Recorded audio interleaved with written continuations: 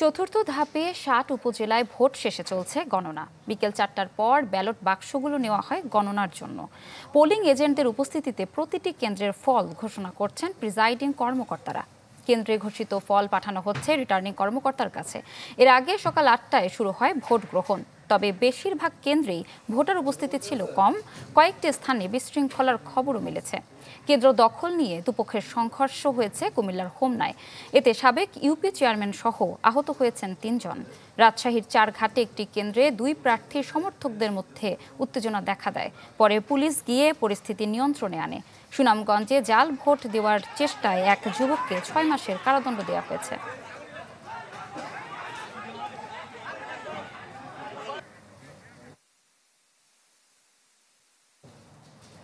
দর্শক, ভোট গণনার খবর জানাতে খুলনা ও রাজশাহী থেকে যুক্ত হচ্ছেন আমাদের সহকর্মীরা। শুরুতে চলে যাচ্ছি খুলনায়।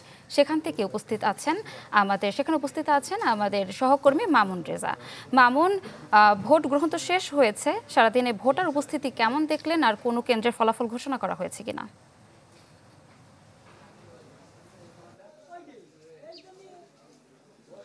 ইপসিতা, খুলনার ৩টি উপজেলা বটিয়াঘাটা, দাকপ এবং রূপসা উপজেলায় সকাল ৮টা থেকে বিকাল ৪টা পর্যন্ত শান্তিপূর্ণভাবে ভোট গ্রহণ হয়েছে। কোথাও কোনো বিশৃঙ্খলা কিংবা সহিংসতা, জাল ভোট এগুলোর কোনো খবর পাওয়া যায়নি। আর ভোট গ্রহণ শেষে এখন কেন্দ্রে কেন্দ্রে ভোট গণনা করা হচ্ছে। এখন পর্যন্ত কোনো কেন্দ্রেরই ফলাফল পাওয়া যায়নি।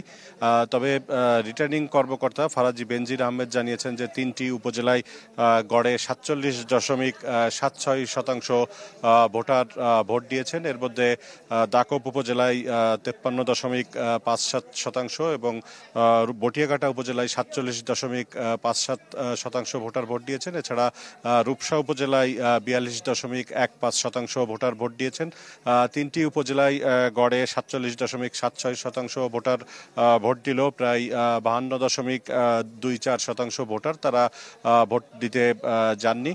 আর এখন কেন্দ্রে কেন্দ্রে যে ফলাফল গণনা হচ্ছে, ভোট গণনা হচ্ছে, এই গণনা শেষে রিটার্নিং কর্মকর্তার কাছে এই ফলাফল পাঠানো হবে। এরপর ৩টি উপজেলায় সহকারী রিটার্নিং অফিসার তাদের কার্যালয় থেকে ফলাফল ঘোষণা করা হবে। এর পাশাপাশি খুলনা জেলা প্রশাসকের কার্যালয়ের সম্মেলন কক্ষে সেখান থেকে 3টি উপজেলার চেয়ারম্যান, ভাইস চেয়ারম্যান এবং মহিলা ভাইস চেয়ারম্যান প্রার্থীদের ফলাফল ঘোষণা করা হবে। আর সারাদিন অন্যান্য নির্বাচনের তুলনায় এবারে নির্বাচনে ভোটারদের উপস্থিতি তুলনামূলকভাবে কম ছিল। কোনো কেন্দ্রেই ভোটারদের দীর্ঘ লাইন দেখা যায়নি।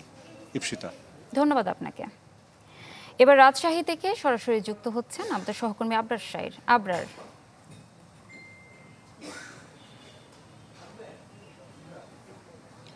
এখন পর্যন্ত আসলে গণনা শুরু হয়েছে সবেমাত্র, তবে শেষ হয়নি।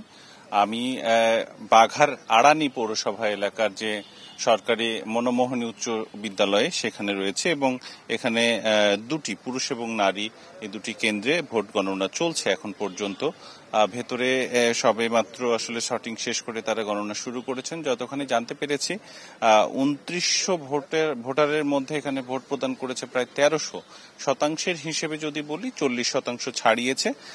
তবে গণনা শেষ করে আসলে বোঝা যাবে যে কে এগিয়েছে কিংবা কে এখন পর্যন্ত পিছিয়েছে। তবে শুধু এখানকার না, মোট যে ১২৫ কেন্দ্র ২ উপজেলা মিলিয়ে সবগুলোতেই প্রায় একই অবস্থা এবং সব জায়গাতেই গণনা সবে শুরু হয়েছে।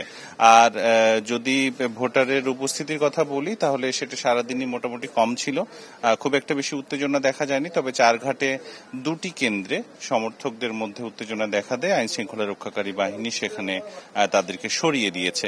এর বাইরে আসলে আর কোথাও সেই ধরনের কোনো সমস্যা কিংবা কোনো উত্তেজনা আমরা দেখিনি। তবে এই শেষ ধাপে এসে উপজেলা নির্বাচনে আইন শৃঙ্খলা রক্ষাকারী বাহিনীর উপস্থিতি চোখে পড়ার মতো ছিল এবং বেশ কড়াকড়ি আরোপ করা হয়েছিল। তবে ভোটার সংখ্যা বা ভোটারের যে স্বল্পতা সেটি থেকে বেরোতে পারেনি কোনো কেন্দ্রই। বলা যায় যে এখানে নারী ভোটার সংখ্যা মোটামুটি বেশি ছিল, তবে পুরুষ ভোটারের লাইন আমরা হতে দেখিনি কোথাও। আর আরেকটি বিষয় যে প্রশাসনের পক্ষ থেকে বলা হয়েছে যে কোনোভাবে কেউ যদি কোনো ভাবে ভোটে প্রভাব বিস্তার করতে চান তাহলে তার প্রার্থিতা পর্যন্ত বাতিল করা হবে। ফলে সেই ধরনের আসলে কেউ সাহস পায়নি। এখন পর্যন্ত ভোট গণনা চলছে। ভোট গণনার পরে সেটি পাঠানো হবে উপজেলা পরিষদে বা ইউনো কার্যালয়ে, সেখান থেকে আসলে ফলাফল ঘোষণা করা হবে। এই সব মিলিয়ে আরো প্রায় 1.5 থেকে 2 ঘন্টা সময় প্রয়োজন। তারপরে আসলে জানা যাবে যে নির্বাচিত কে হচ্ছেন। তবে বাইরে ভোট কেন্দ্রের ঠিক বাইরে যারা সমর্থকরা রয়েছেন সেখানে কিছুটা জটলা থাকলেও ভেতরে মোটামুটি অবস্থা ভালো এবং সারাদিনই এই অবস্থায় ছিল।